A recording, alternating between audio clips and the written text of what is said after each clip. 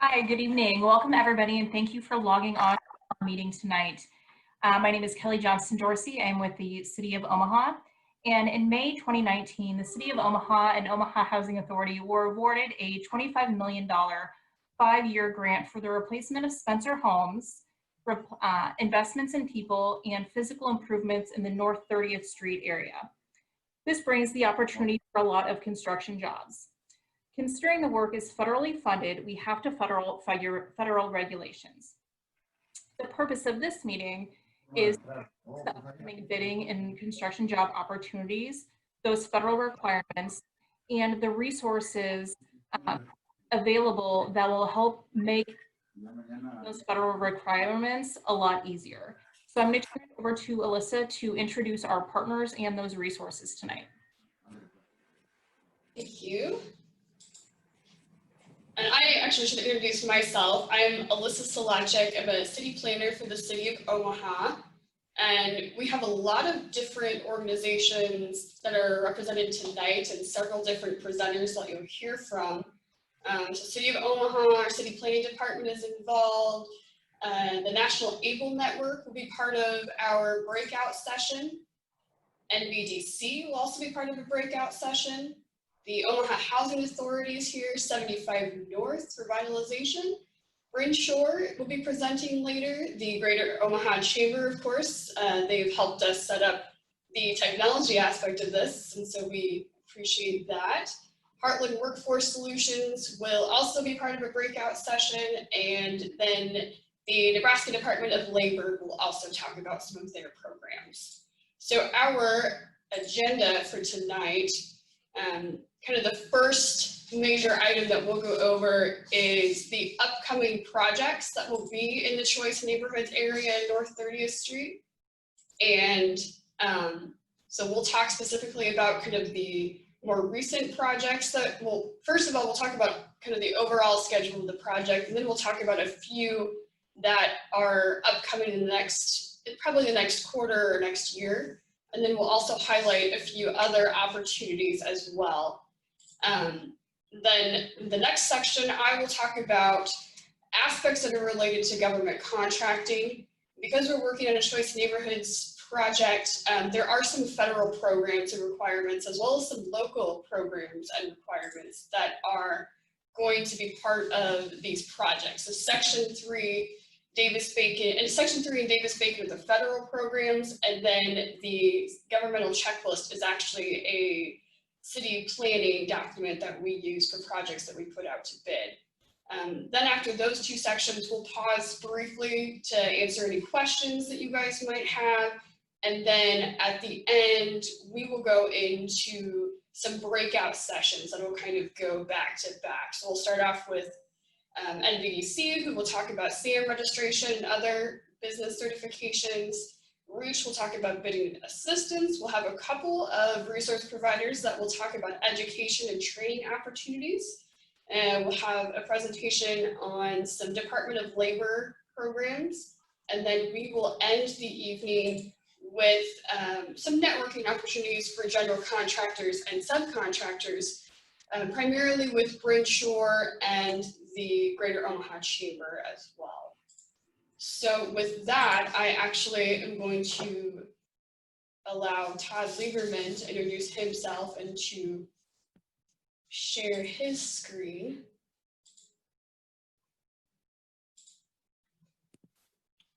So Todd, if you are there. I'm here. I'm going to talk for a second while I got my, I open up my presentation. Thank you so much, Alyssa. I appreciate it. We're really excited to be working with the City of Omaha, the Housing Authority of Omaha, and 75 North to redevelop Spencer homes into several phases of work. Having some technical difficulties here, which I apologize for in advance, but I am just going to talk, I think. So in general, we have 4 phases coming up.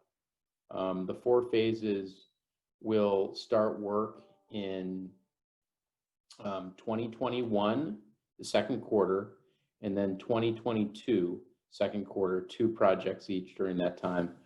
The first 2 phases will be a continuation of the Highlander development, which we are currently finishing up our 3rd phase, which is Nobility Point.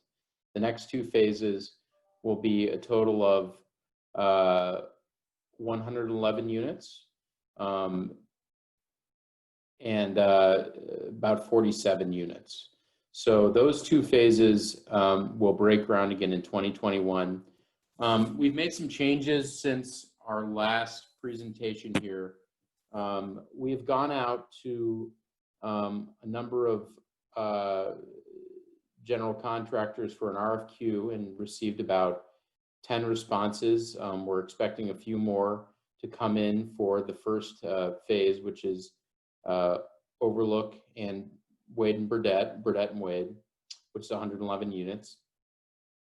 We will then be, after we complete the schematic drawings on that phase of work, we will be requesting proposals. And the thought behind that is we want to bring in general contractors to work with the architect as we're finishing the plans. And we've done that in the past. We initially thought we would hard bid the project, but things being what they are right now, we want to find someone to work with during the design, development, and construction documents phase.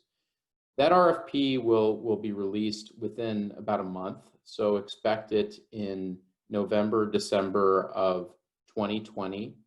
And the RFP will consist of, for general contractors, it will include qualifications if you did not. I just got a question. There is a list of the prime. Okay. So what we will have here is we'll have an opportunity for people to submit proposals and qualifications at the end of the year, and then work with the contractor, and there'll be an open subcontractor bidding process as we get towards our construction closing, which would be, again, the second quarter of 2021. The consultant working on that project with us is a group called DAE. They specialize in this kind of pre-construction work. And then also Project Advocate, which is a local Omaha firm that specializes in that work as well. The project manager from DAE is a gentleman named Ethan Beaver, and from Project Advocate, it's Matt Herzog. And we'll be repeating this process again as we get to the 3rd and 4th phases of the project. So there'll be opportunities to provide qualifications and proposals as we're moving through this, and also opportunities for a contractor to really leave their imprint with the architect. One of the things that, as you know, in the construction community, you know, there's some benefits to hard bidding projects, but there's also benefits from contractors working on the front end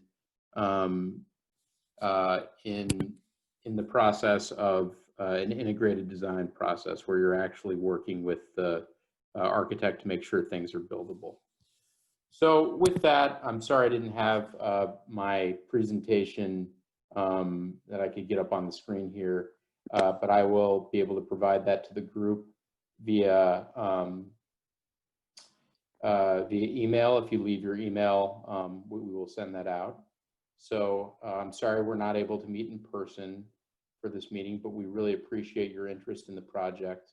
Some of the things that we're looking for from a contractor include, obviously, experience, whether a firm is MBE, WBE, whether a firm is local, whether a firm has experience in the compliance side of things, which you'll hear about later in the presentation, and whether or not the firm has had any debarments or any other kinds of marks against them from other kinds of public contracting. So with that, I think I'm going to turn it back over to Alyssa, who will walk through some of the compliance requirements, and then we'll have an opportunity to meet with everyone in the breakout room later. And I look forward to getting a really good, having a good conversation with all of you so that we'll find opportunities for bidding and for hopefully contracting on these projects. So thank you very much for your time, and I'm going to turn it back. Todd?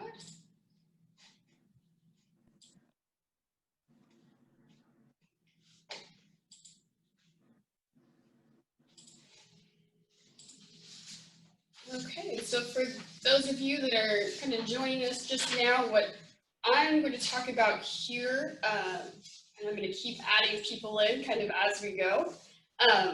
I will talk about the different federal requirements like Section 3 and Davis-Bacon that are associated with these projects in the Choice Neighborhoods area. And then I will also go over our city planning governmental checklist as well. And so the first item here that I'll talk about is Section 3. And Section 3, like I said, it's a federal program that was created by the Housing and Urban Development Act of 1968. So it's a program that's been around for a while. We're looking to kind of do more to implement Section 3 and to reach out to businesses and residents that might qualify as Section 3. That's certainly an important component of the Choice Neighborhoods program. And for those of you that have maybe worked on home or CDBG projects, you might be familiar with Section 3 and also Davis-Bacon as well. So some of this may be a review.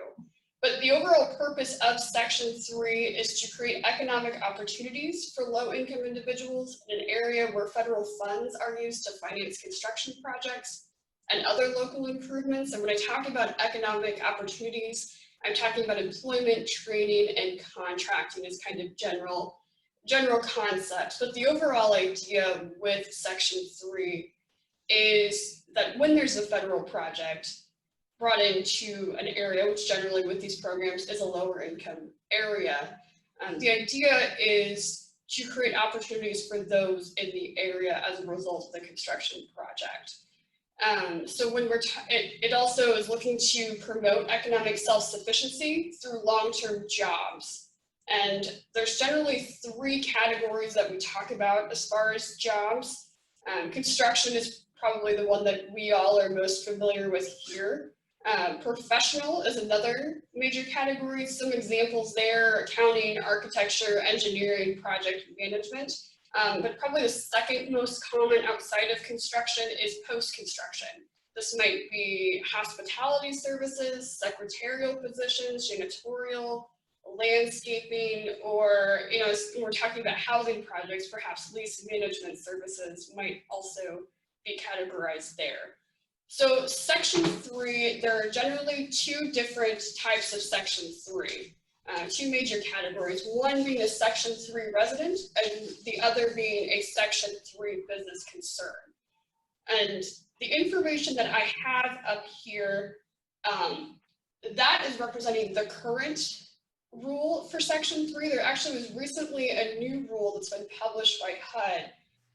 And so within the next few months, the city and OHA will be looking to revise this. But if you are looking for Section 3 hires, or if you think that you're a Section 3 business concern, right now what I have on the screen and what I'll discuss is the qualifications. So a Section 3 resident can be a public housing resident. It can also be a low to very low income person in the metropolitan area or non-metropolitan county in which the Section 3 project is located. The new rule, it's similar. Section 3 resident will be a public housing resident and also a low to very low income resident. So just a little bit of a change there. A Section 3 business concern, that is where the business ownership is at least 51% Section 3 residents. It also could be if the business employs at least 30% Section 3 residents. And it could also be whether that business commits to contracting with Section 3 subcontractors for at least 25% of the local contract. So like I said, this is under the current rule. With the new rule, we actually will be looking more at labor hours rather than new hires. So that second dot here, this where the business employs at least 30% Section 3 residents, that actually is going to change. That will be, you meet the qualification if a business labor force is 75% Section 3 residents. And there's also a new category that will be created for public housing. Section 3 business could be one in which 25% of the ownership comes directly from public housing. So I should also add that I'm here with Lewis Wright, also from the City Planning Department, and then Murphy Knight and Jonathan Jenkins should also be on the call from OHA. So the city and OHA have a partnership in addressing Section 3. So if you are looking to get onto the Section 3 business registry, that is where businesses will need to go to get registered. They'll want to self-certify on HUD's website, and I've got a link created there. Once you're registered, your business will be listed among other self-certified businesses in our area, and currently we have 47 Section 3 businesses in the Omaha Council Bluffs MSA. So we've seen some growth in the numbers that have self-certified within the last probably year and a half, and so we're really looking to expand on that as well. Section 3 residents, the registration is a little bit different, and if there are any potential Section 3 residents that are on here, this is for you probably to pay attention to. We are also doing a self-certification, and that is done with either OHA or the city, and there is a self-certification registration form on the city Section 3 webpage. I've got the link on there. And registrations, then once registrations are submitted to us, that information goes into a local database that will be shared with contractors who are looking to hire Section 3 residents. So for those contractors that are on a Section 3 project, if you have positions that become available, please feel free to reach out to the city or OHA to see what the interest is, to see what we have, who we have in our database, because we are tracking information like past experience and skill sets as well as interest. So there's a lot of information that will be on that database.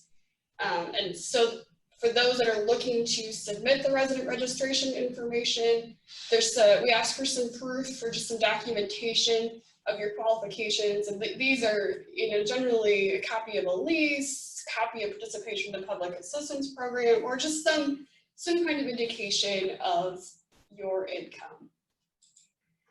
So then going on to our next slide, just some technical assistance. If anybody does have questions about Section 3, OHA and city staff are available to assist residents and businesses with Section 3 requirements, and we can do this through case management, our procurement and project management staff, as well as city planners. The business registration, that process is pretty simple. It takes maybe 10 minutes, and I think probably all four of us have probably done that over the phone or in person. So if you need help with registration, please feel free to reach out to us. Then our City Section 3 page is another resource specifically for those here in Omaha that are interested in Section 3. Provides an overview of our program, how it's implemented, and also includes some past training events. So I've done trainings on Section 3 that are a little bit more detailed, that are listed on our website. So if you want more information about Section 3, that would be a good resource for you. And then of course, HUD's Section 3 page is another good source of information as well. With that, I'm going to move into Davis-Bacon. Davis-Bacon, again, another federal program. And the objective here is to enforce a project area's prevailing wage standard. So for each project that we have, a wage determination is generated and used for each construction project. And on that wage determination, I'll show you an example in a couple of slides. This includes a list of all the job classifications that we have on the project, and then the prevailing wage for each classification.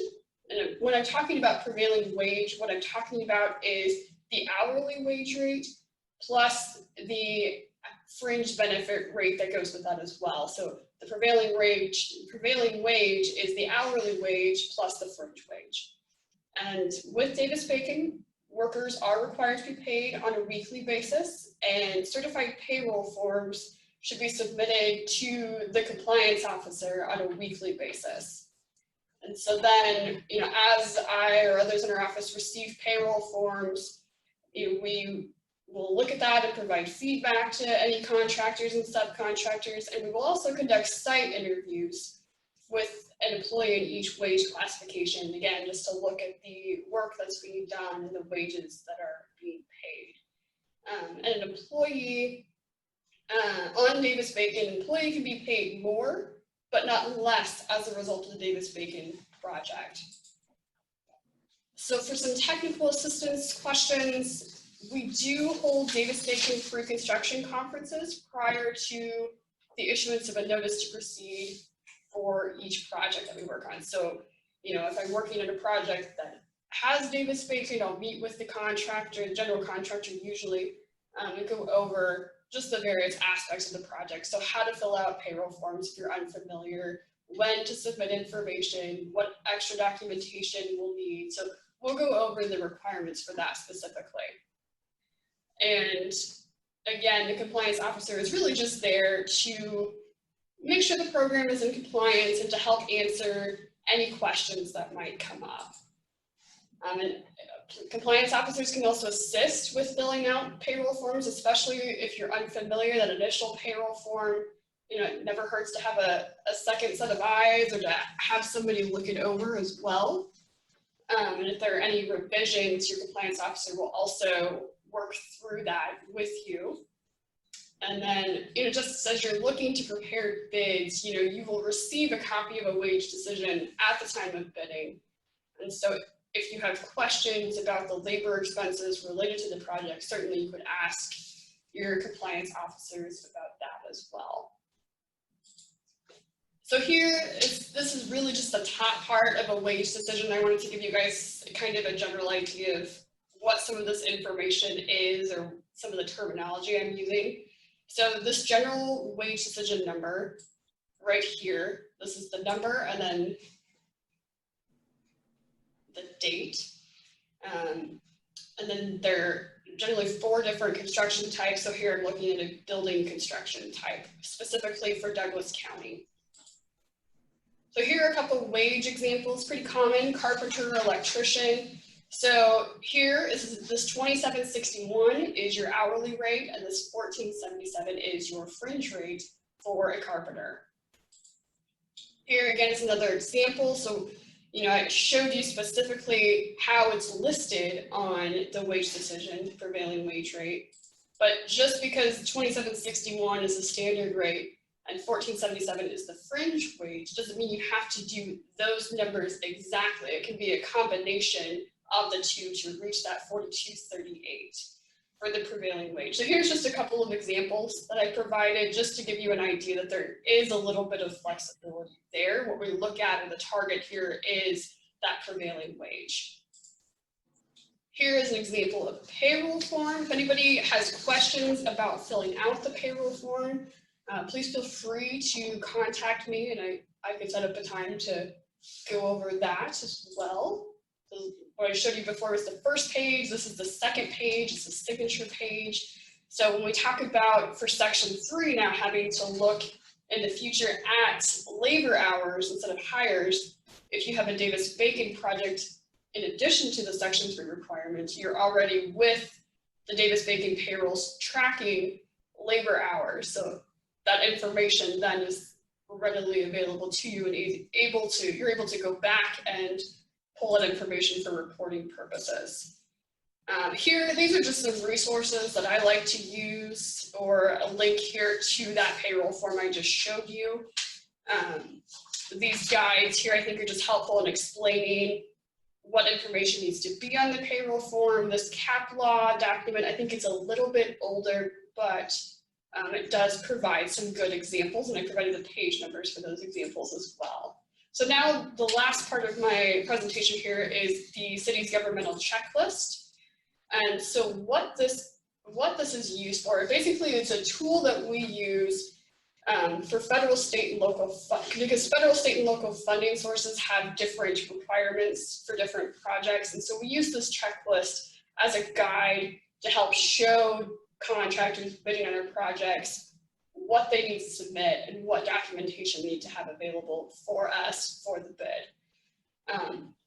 And so each project has its own checklist, and bidders need to comply with the checklist and submit the documentation requested, and failure to comply can and does result in a bid rejection. So it's very important to follow the checklist and submit the documentation as instructed. So what we'll do is we'll put a check mark next to each of the items that is required, and then in bold print, the submittals are noted. We also go over the checklist during the pre-bid meeting for each project. So here are the different categories that we have: SAM registration, Davis baking, minority business enterprise and women business enterprise plan, Section 3 policy, the Nebraska contractor registration, some house welfare training, lead abatement, lead renovator training, contractor license, and the EEIP.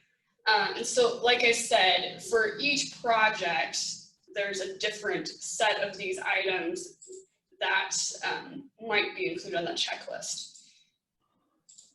So SAM registration, we have Taylor, I believe, will be speaking about this in a little bit, so I'm not going to go into too much detail, but generally we require this for general contractors that are looking to work on projects that are federally funded. And, this is just one of those programs that's designed specifically to assist, small businesses as well as Section 3 and MBE, WBE firms. So doing the SAM registration really is just another tool or another resource to have so that you can be involved in governmental projects. And there are plenty of resources available to you. NVDC is a great resource, and they will highlight this and some of their other services later this evening. Davis Bacon, just a few more items. When we give you the governmental checklist, we give you the wage determination so you can see what the prevailing wages are and the different job classifications. We will include federal labor standard provisions in the bid package so that you know what those are, so that you can attach that document to your contract as well as any contracts with your subcontractors. And then the wage determination that's current at the time of the bid opening is what you'll use throughout the duration of your project. And this is also when you'll have a good indication of whether any additional wage classifications will be required. MBE, WBE, this, so contractors and recipients of grant awards, consulting contracts, or loans should adopt the city's minority and women business enterprise plan, and the plan should be completed and attached to bid submittals. And contractors then are also required to contact the MBE, WBE goods and service providers that are listed in the plan by email, and then submit proof of that correspondence with the bid, or email our compliance section as well. And then all contractors then must provide project vendors with a copy of that MBE, WBE participation plan that should occur throughout all phases of the project. And I should also add that as we're talking about MBE and Section 3, it's not uncommon for a business to qualify for many different programs, whether, you could be a Section 3 business and also a WBE or an MBE. You could also be a small and emerging business. And so if you think that you might qualify for one of these programs, feel free to reach out to me and I can either walk you through the process like with Section 3, or I can also refer you to other departments or other program resource providers as well. So just some information to be aware of. But as far as the Section 3 component of the governmental checklist, the city and the OHA do have separate policies. And with the Choice Neighborhoods funding programs, you will be working under the OHA's policy. So we'll indicate on the governmental checklist which policy you're to follow, and we'll also include a copy of the correct policy as well. I just want to highlight that there are some slight differences to our programs. And the city does require contractors, kind of like the MBE, WBE, we do require you to reach out to all the Section 3 contractors on the HUD Business Registry and to submit proof of that. And we will give you a copy of the current HUD Business Registry. We've also recently added something new to our website where we've got a fillable form where contractor, they just have to enter their name basically and hit submit, and then that email, kind of a form email, will go out to all Section 3 businesses to let them know that you are interested in bidding and you're looking for subcontractors. And the city also notifies Section 3 businesses that bidding opportunities are becoming available. Generally, I'll send an email out when an invitation to bid is issued. And then we also highlight Section 3 during the pre-bid meeting for each project. And again, a Section 3 business must self-certify on HUD's business registry in order to be considered a Section 3 business. And so we need that. We need to see that you're certified on the business registry at the time that your bid is submitted. There are a few other checklist requirements that I'm not going to go into too much detail on. I am going to talk about the Economic Equity and Inclusion Plan. That is through the HR&R department here at the city. And what this applies if the bid exceeds $500,000. The purpose of the EEIP is to increase participation of small and emerging businesses in Omaha and to develop the construction workforce through various job training programs and scholarships as well. So again, like the SEB program, if you have questions about EEIP, I refer you to the Human Rights and Relations Department here at the City of Omaha. And so with that, that is the end of my section there. Are there any questions for us at this point?